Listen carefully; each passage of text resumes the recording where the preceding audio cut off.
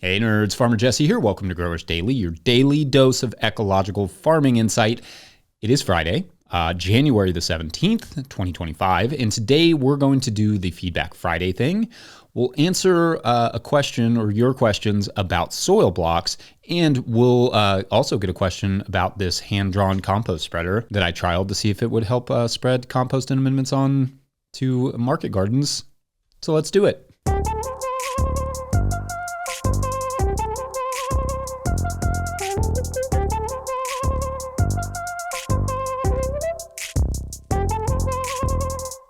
All right, well, welcome to Friday, everyone. We are over halfway into January, so that's a fact, I guess. It's Friday, which means we are kicking off the show, as we always do, by looking back at your all's thoughts on the week's topics, starting on Monday when we discuss the importance of valuing every seed and how your winter self needs to take care of your summer self. But I liked this comment from @DougLibby4776, who writes, quote, "Really enjoyed the podcast, Jesse.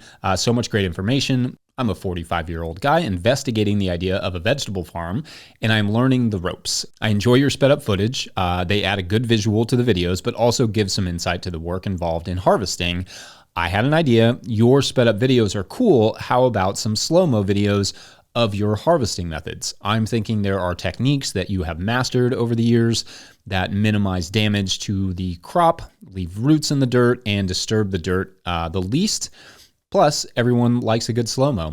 Thanks for all your efforts." End quote. A great question, and thanks for the note there. So for those of you who are strictly podcast listeners and not watchers, I try to add some B-roll to the video format because I don't know if you've ever just had to stare at me talking at a camera for 20 minutes, but it's not the most exciting thing. I have to do it every day, and it's painfully boring. And so with the slow-mo thing, I think this is a great idea. Honestly, the reason I don't do more slow-mo is just annoying old efficiency. If I set the camera down and hit time lapse, then I can work for 45 minutes or whatever straight without stopping. Plus, it does not really create a gigantic file to deal with later. But slow-mo requires not only more stopping and starting, but also double the frames per second, meaning the file sizes become absolutely bananas.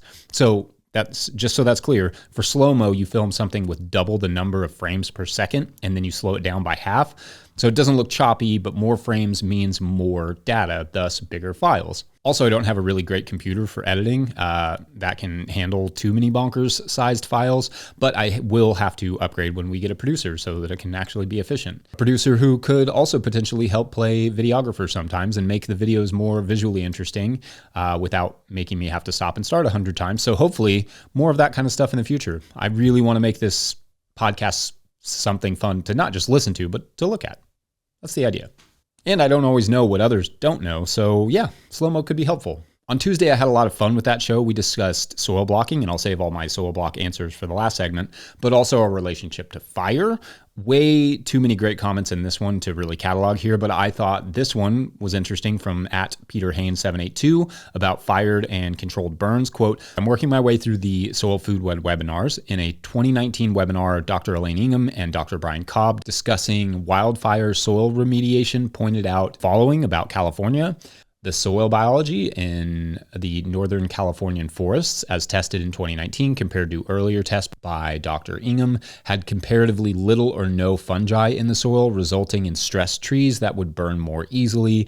According to her, healthy forest soils, biomass 90% fungal, means healthy vegetation that is more resistant to fires. The soils have been disturbed by various human activities, i.e., allowing recreational visitors and their vehicles into the forests, compacting the soils. Dr. Cobb said that firs have been allowed to grow in the Californian forests due to bad forest management. 6 years later, their worst fears have been terribly realized. If we don't respect and look after our environments, especially the natural environment, we are literally playing with fire," end quote.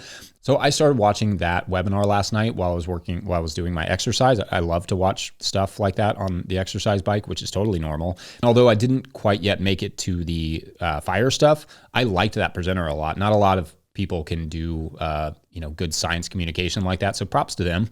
Anyway, it did send me down a rabbit hole reading about how fungal populations change after forest fires compared to no fires, compared to control burns, and it seems like that can be a whole segment on its own for a later date because it is really fascinating stuff. Like you may lose some saprotrophic fungi That's the ones that like eat forest litter. And thus that means maybe the litter decomposed more slowly, but the soil potentially gains some fungal richness and diversity. Anyway, I haven't looked at that much into it, but it's very interesting. More on that stuff later because the soil dynamics are really fascinating. But thanks for pointing out that video. I'm planning to finish it up probably today when I get back on the bike. One note that YouTube will flag sometimes when you post like a comment with a link. So if you want to put a recommendation in the comments, that's awesome. Just I would skip the link. I would just say what the title is so YouTube doesn't disappear it. Anyway, then Wednesday I discussed dropping organic certification and dropping our farmers market. Lots of good discussion from those topics in the comment sections. I appreciated this criticism from @AnthonySNY, who wrote, quote, "Disappointed. Organic needs a real voice and acting like money isn't a motivation is just an insult to human intelligence," end quote. Thanks. And again, I want people to know that it's okay to offer criticisms, but of course I may address it here, so I'm not trying to pick on you. Just fair warning. To the money part, there is a difference between being motivated by money and having to do things to earn money because that's the way society is designed. For instance, I've worked jobs I don't want to work just to pay the bills. I do stuff now that isn't my favorite because it keeps the roof over my family's head. But I also do things that are significantly lower paying because I'm motivated to, for instance, share information for free to make a difference in the world rather than hide it behind a paywall, for instance. I wrote a book instead of doing an online course because it's cheaper for people to access. Online courses are way more profitable. I could truly make like 6 figures a year just traveling around doing speaking gigs. And I greatly limit my travel because I'm not motivated by money. I'm motivated by being with my young kids and by helping people and by ecology and food and by coaching soccer for my community. But I will say there are great ecological farmers for whom they get a thrill seeing their weekly revenue numbers increase. I honestly sometimes wish I was one of them. It would make everything, frankly, a lot easier for me. So I get what you're saying with this comment, but it's not an insult to human intelligence. In terms of human intelligence, money is a really new entity at no more than 5 or 10,000 years old, while Homo sapiens are roughly 200 to 300,000 years old. So considering that a substantially larger percentage of history, 95% or more, we bartered and traded commodities and services instead of using money, it should be acceptable for people to have other motivations than money. It was not that long ago that most of us did not use money at all. In fact, if you've ever lived in the countryside, you know that money isn't the only form of currency here. My neighbor cleared our driveway the other day, for example, and we've helped them by watching their dogs and dealing with fallen trees, etc. It's all unspoken, but it's the best currency, I know. More on that another time. Actually, I may save that one for one day. That's a good topic. As for the part of the criticism about organic needing a real voice, no one is stopping organic from having a real voice but themselves. When it comes to things like hydroponics being allowed, if people don't say, yeah, this is not for me any longer, the boundaries are just going to keep being pushed further and further. I mean, it's a bit surprising to me how many people just found out in the video that organics was allowing hydroponics. Like they weren't aware of that. Maybe a quote unquote real voice is someone informing people of what organics is becoming to keep the pressure on the organic certification process to rectify their mess. Also, at @SlightLine4004 asked if I was aware of the Real Organic project, and absolutely we are. We were Real Organic certified. I love what they're doing. They should take over the entire organic certification process, in my opinion, but it's just, right now, it's just an add-on label, meaning you have to certify to be Real Organic certified. So if you are certified organic, please do certify Real Organic. It's totally worth it. If you are a shopper, choose Real Organic over to USDA Organic. If we ever recertify, we will absolutely be Real Organic certified. And you should be too. But I'm not going to make USDA Organic look good so they can keep stretching the label. At some point, I think a real voice is one that says, this doesn't really represent me anymore. And until they get rid of the hydroponics thing, I'm not going to represent it. Sorry. I will take back my 2 days of work I calculate that we ultimately spend per year dealing with the certification and put it into something that we do want to represent. So yeah, I mean, I appreciate the criticism. Please keep them coming. Yesterday was the Onion Focus episode, and there were a lot of great questions and comments, but this one felt to me like something people may run into, not just with onions, but other crops as well, which came from @Leslie Vasquez. I almost said 13.6. I think you read it as 136. Anyway, they wrote, quote, If you don't have a greenhouse, would you start the seeds and wait until March to take them out, or try to take them outdoors as soon as they germinate? Thanks, end quote. Okay, so great question. If you have no easy way to propagate early seedlings, then your options are basically to either buy starts, which I think is a totally fine option, or set something up with grow lights in a closet or some free space. You could also build a cold frame outside, which Hannah and I used one for our first couple seasons growing on our own, and it worked fine, albeit with a lot of bending over, but it worked fine. There are lots of nurseries and such out in the world that you can communicate with, and maybe they can do some of your growing for you. Although the price tag can be daunting, it's worth at least checking in and seeing what it would cost for something at least like onions. Don't want to do is go through all the trouble of getting them started only for them to die or bolt. So if you do take them outside, you want to make sure that they're protected. Anyway, thank you all so much for the comments and discussions this week. I wish I had more time to engage with all of them, but you appreciate all of you. I, once again, have the smartest comment section on YouTube. All right, it's break time, so let's take a quick break and then BRB. Today's episode of Growers Daily is brought to you by Peaceful Heritage Nursery. If you're looking for hardy and resilient fruit trees, berry plants, or pawpaw trees, then check out Peaceful Heritage Nursery.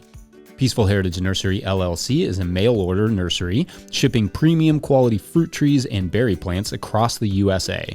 They specialize in resilient, non-GMO plant genetics for small growers. Their diverse selection includes berries, cold hardy figs, passion fruit, gumi, mulberry, and much more. They're famous for their diverse selection of premium quality grafted pawpaw trees. 5-star Google ratings and customer testimonials attest to their commitment to excellence in quality and service. Find them at peacefulheritage.com and join their mailing list. Once again, find them at peacefulheritage.com. Use the promo code NOTILL, all caps, one word, for 10% off your first order. All right, back to the show.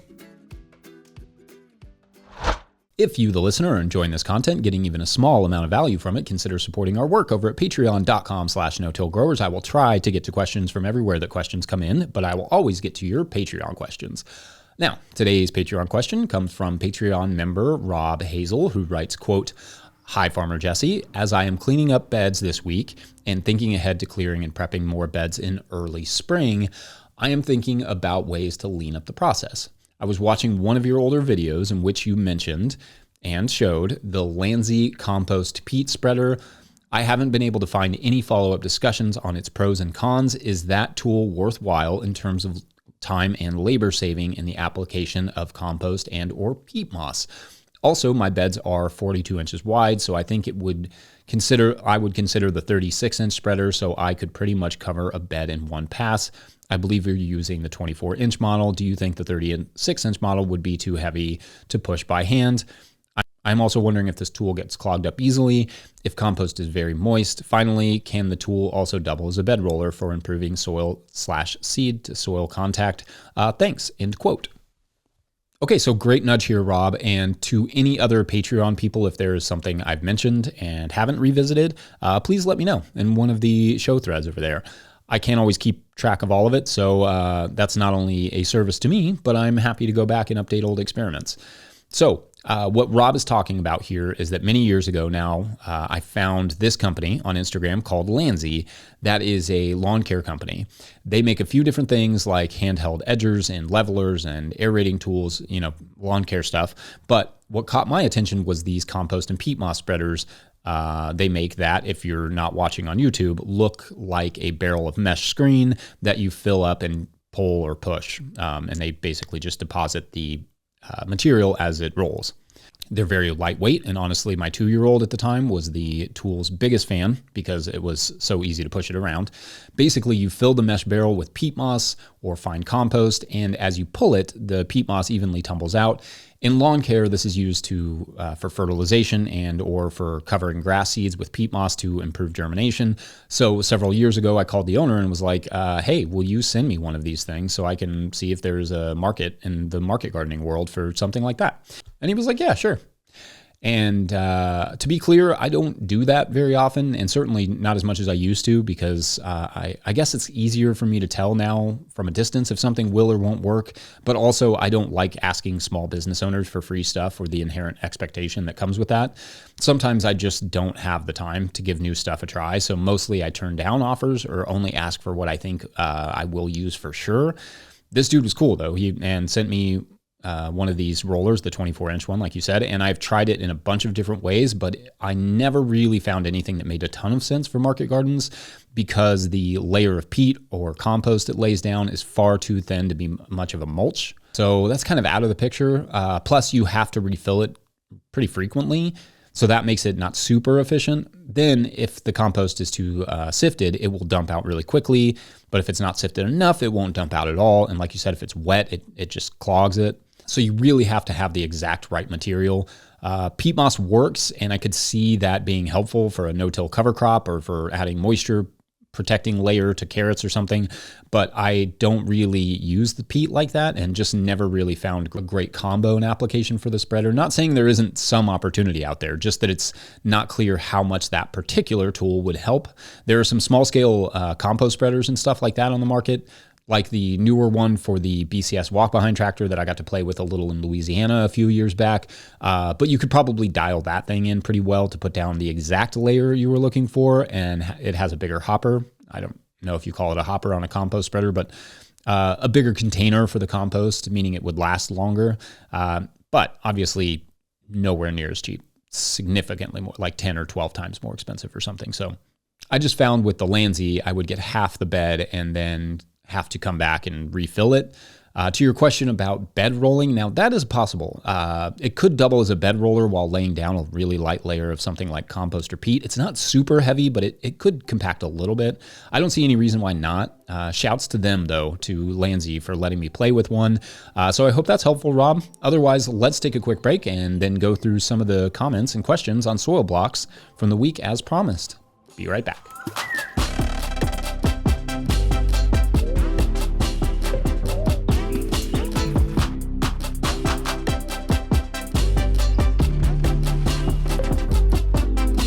Today's episode of Growers Daily is brought to you by Harnwah Greenhouses. Harnwah Greenhouses has pioneered controlled environment agriculture since 1965, partnering with market gardeners and farmers across North America to deliver turnkey greenhouse solutions.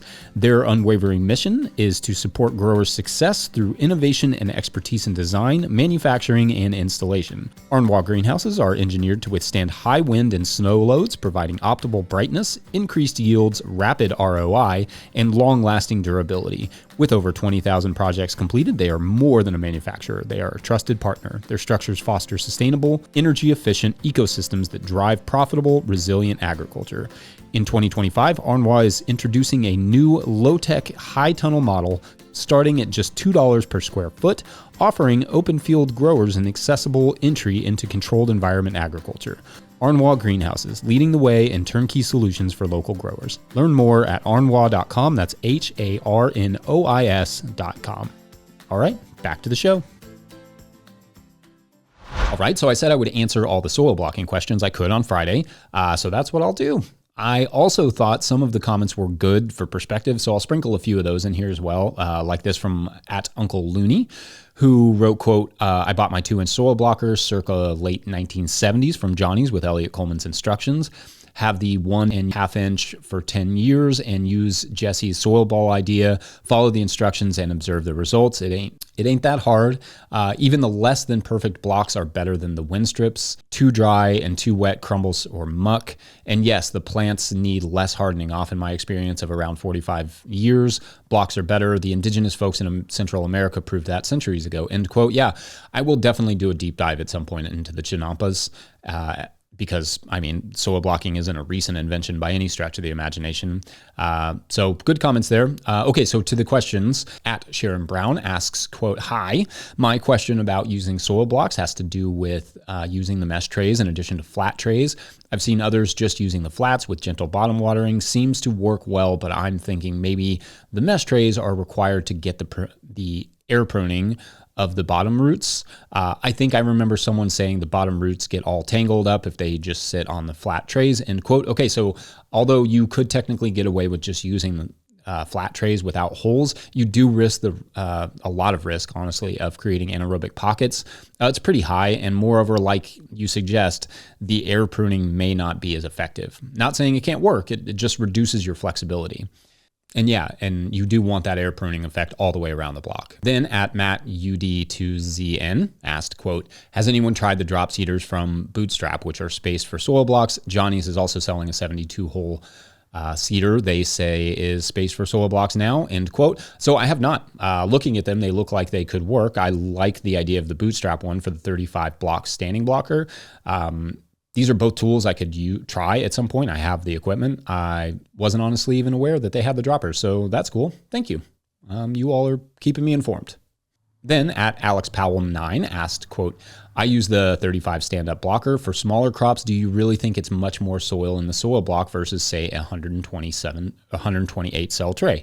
End quote. So great question. And if you used wet soil mix to fill the cells and then made your soil blocks, depending on the cells you were using, it's double the weight in most cases. Because the cells tend to taper off in a cell tray, like an upside-down pyramid, the blocks will be more volume generally. They also asked, do your trays have ridges or holes in them? Our trays have mesh on the bottom and ridges on the sides. However, I have also used the paper pot trays with a standing blocker plus the 5-block hand blocker, and I can usually fit 155 in those trays. It doesn't work quite the same with the Swift blocker, really, which is built for those classic 1020 soil blocking trays from Johnny's. And lastly, Alex asked, how long do your tomatoes and peppers last once you ball them up? Okay, so if you want to avoid getting the big 4-inch blocker, you can make soil balls by hand. I've talked about this many times. It's work, but after you get good at it, it's no more work than the big blocker. To answer your question though, Alex, we usually wait until the tomatoes and peppers are starting to get crowded in the tray before we put them into the balls. But it doesn't really matter when we do that. Usually at like 4 or 5, 6 inches tall or something. And then usually kind of just when they're getting crowded in the trays. And then those will last about 3 weeks before you probably need to start adding some amendments of some sort or adding even another layer of soil mix around them. And then you definitely have to frequently water them and turn them around so you don't just keep one side facing away from the water as they grow, just to keep them moist all the way through.